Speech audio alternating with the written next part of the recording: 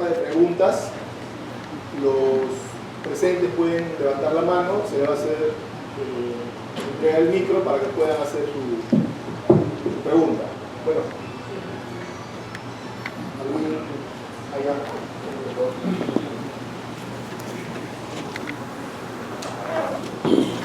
Bien, bueno, primero pues saludar a los ponentes, importante su participación para el día de hoy, que también de alguna manera nos hace ver el panorama político en el cual nos encontramos, ¿no? Yo quisiera hacer dos preguntas nomás. En primer lugar, a ponente Carlos León, ¿cómo ve el siguiente análisis, ¿no? Los tres últimos gobernantes, que es Toledo, Alan y Ollanta, han entrado al gobierno con un discurso más o menos de izquierda, ¿no? Un discurso de reivindicación de los pueblos, ¿no? Incluso Alan García en sus campañas, por ejemplo, decía cambio, pero cambio responsable, ¿no? Agua para todos, ¿no? Y Toledo, bueno, con la vincha y los cuatro suyos y posteriormente, finalmente todo su discurso iba orientado a eso, ¿no? Igual ocurre con Ollanta, ¿no? Bueno, conocemos el discurso radical, la polémica que tuvo con Alan García, ¿no? Más radical que la de los ponentes que están presentes acá, ¿no?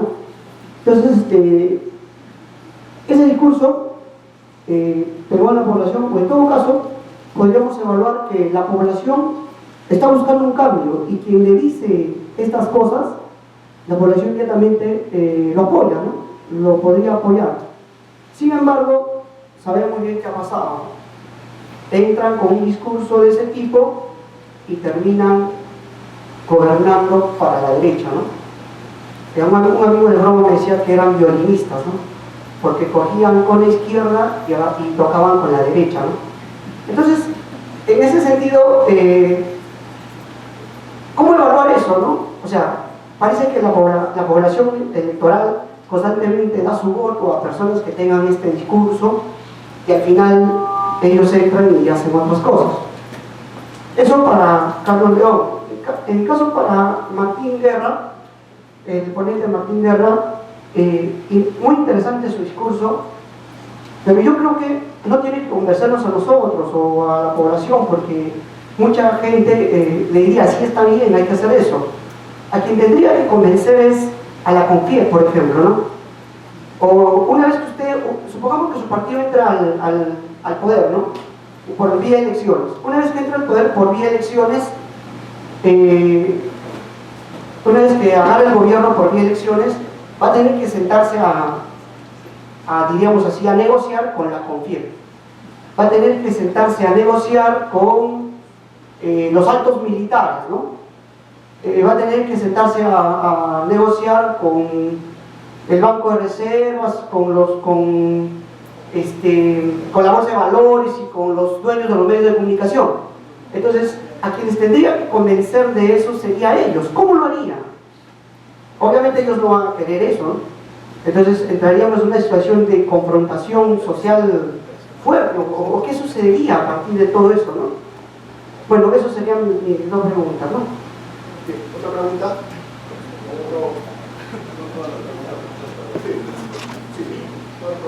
Otra pregunta, por favor. A ver, ¿algún otro? Allá.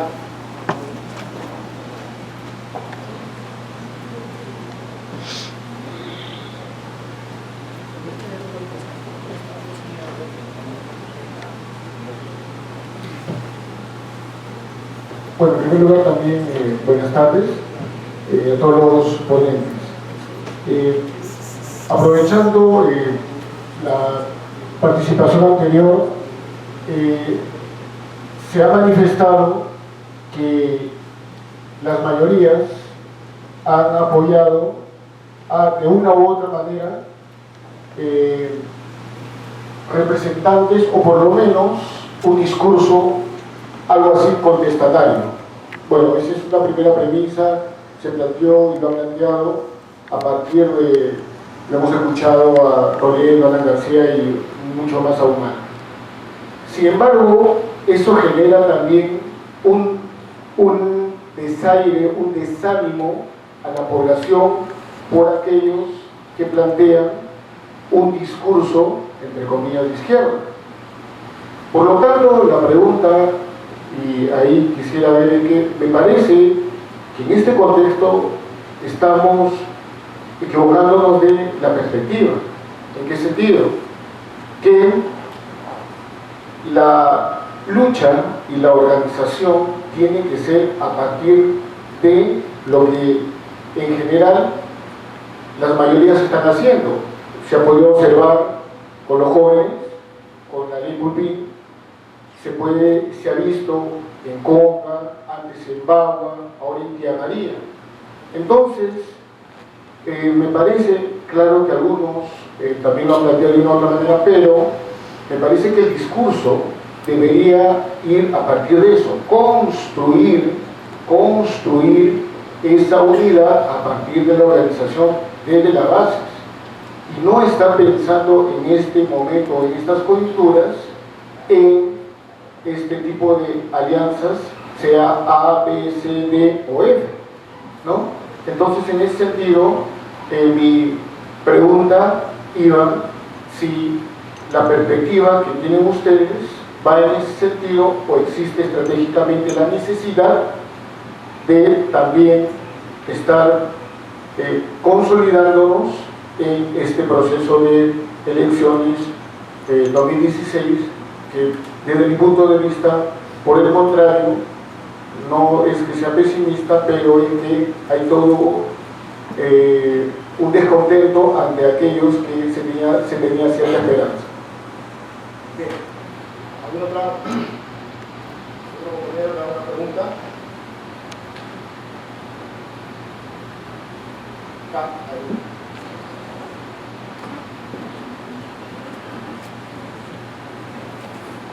Sí, buenas tardes, muchas gracias por ponencias.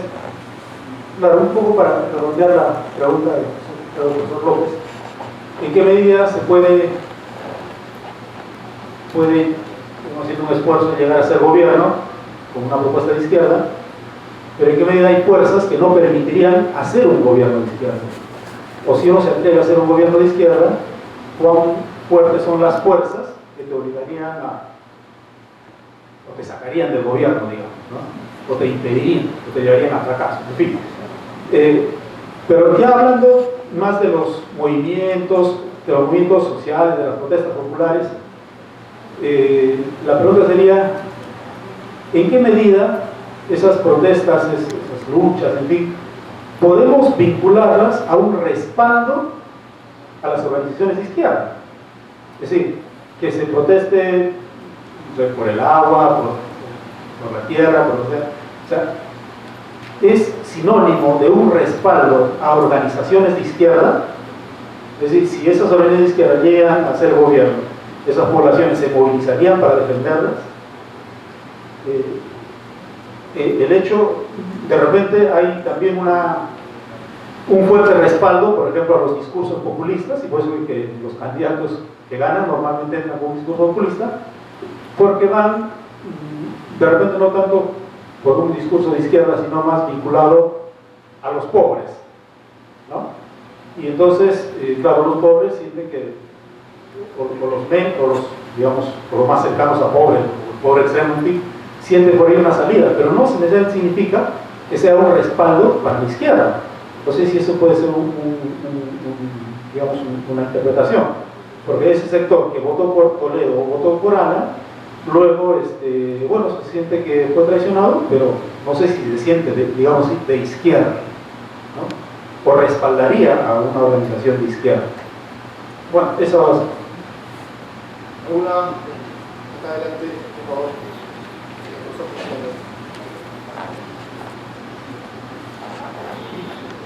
Buenas tardes. Se le escucha. Tanto los expositores han sido muy brillantes, han colocado puntos muy importantes. en la discusión, tanto necesitamos la discusión en el sector de izquierda para esclarecer ideas y obrar conjuntamente. Yo quiero referirme a una intervención, la primera intervención de la sección preguntas, y me parece que es la pregunta fundamental que está discutiendo aquí, que está perfilando acá. ¿Cómo asegurar que los avances de la izquierda sean avances duraderos y los triunfos de la izquierda sean triunfos también duraderos y verdaderos, por supuesto, pero duraderos en el tiempo, capaces de generar la transformación del país? Y no sean movimientos que de un momento a otro lo torcedan. Y esto es la pregunta, me parece fundamental, de esta reunión, a la cual tengo la suerte de concurrir. Diré una cosa. La pregunta a la que me refiero tiene que ver, en primer lugar, no solamente con lo que sucede en América Latina, como lo planteó, bueno, no sé el nombre, Marco, no, Marco de la no importa. Y tiene que ver, por ejemplo, a nivel internacional, con lo que sucede ahora en Grecia. En Grecia, que nos tiene que tocar, que nos toca a la realidad peruana, porque las ideas vuelan en el tiempo y abarcan otros continentes, son internacionales. Grecia, un movimiento tan radical como Syriza, ahora se ve obligada, viene así, a asumir un programa que un poco se diferencia de las medidas neoliberales a las cuales combatieron. Este es un retroceso y no queremos retroceder, queremos seguir adelante. ¿Cómo asegurarnos seguir adelante? Aquí, Nicaragua, en América Latina, también tiene sus avances y retrocesos, sus contradicciones, pero también morales. Mientras por un lado predica el buen vivir, por otro lado da asidero a las grandes empresas internacionales que combaten el medio ambiente. Por no decir de Maduro, que tiene, reconocemos los avances de estos movimientos, pero también tenemos que tener bien presentes sus contradicciones. O Correa igualmente la doble paz, ¿no? Entonces, ¿cómo hacer un movimiento que siga adelante? Quizá con palabras como proyecto nacional, grande, proyecto popular, lo que las masas y populares dicen. Bueno, aquí tenemos en el Perú un partido que tiene muchas masas, que es el fujimorismo. Y se dice que desgraciadamente esa japonesa, que es japonesa, no es peruana, llamada Keiko, y norteamericana, o sea que una extranjera va a gobernar el Perú y tiene masas. Entonces la pregunta es, ¿cómo se llegó ahora? La otra pregunta es, ¿cómo se llegó en el Perú a esta situación tan lamentable? ¿Qué fue de la izquierda hasta ahora? ¿Qué han sido los partidos de izquierda? ¿No? ¿En dónde están los grandes errores que han hecho que este pueblo sea escéptico? Y voten y sigan a un líder que le ofrece un plato de lentejas. Entonces, ¿dónde está la conciencia de clase? Tenemos que preguntarnos en qué tenemos que reformarnos para seguir adelante. Porque sí nos consideramos de izquierda, sí nos consideramos de revolucionarios, pero también sabemos que tenemos debilidades, sabemos que tenemos contradicciones. Entonces, ¿cómo seguir? Haciendo abstracción o cerrando los ojos frente a los problemas fundamentales del Perú. No haremos otra cosa sino la política del avestruz. El avestruz, cuando ve un peligro, mete la cabeza debajo de la tierra y cree que ya pasó el peligro. La política del avestruz, no.